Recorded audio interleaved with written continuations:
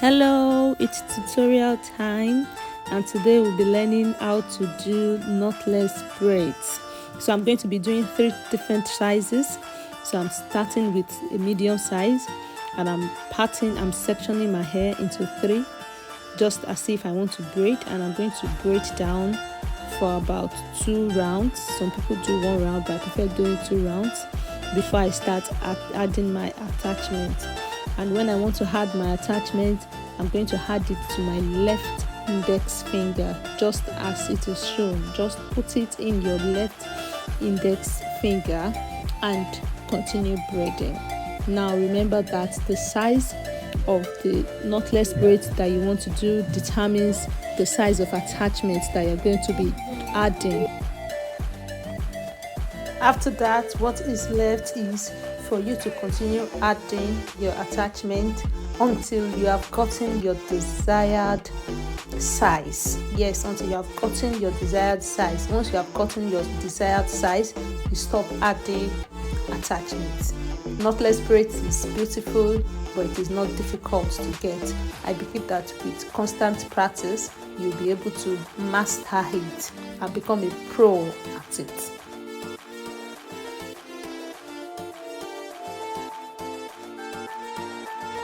If this is your first time of watching any of my videos, my name is Abiodun, and at this channel we make tutorials on hair, makeup, and everything in between. I'm sure you're gonna have a swell time, so I would really appreciate it if you can subscribe. If you have not already subscribed, then please like the video, share it with your friends and families and everyone that you know that can benefit from this video, so that it can go viral.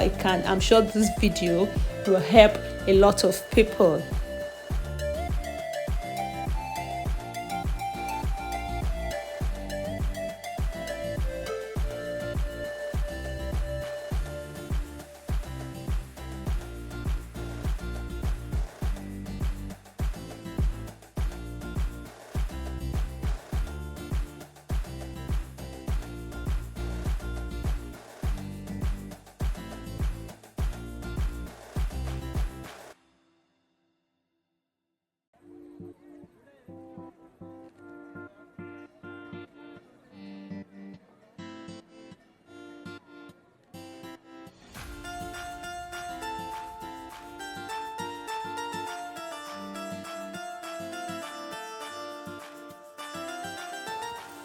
So now I'm going to do a smaller size of knotless braids, and to achieve that, I'm going to be adding smaller sizes of attachment. You know, I told you that the size of your knotless braids determines the size of attachment that you're going to be adding. It's basically the same process whether you're doing mini, medium, or jumbo size of knotless braids. What makes the difference is the size of attachments that you're adding.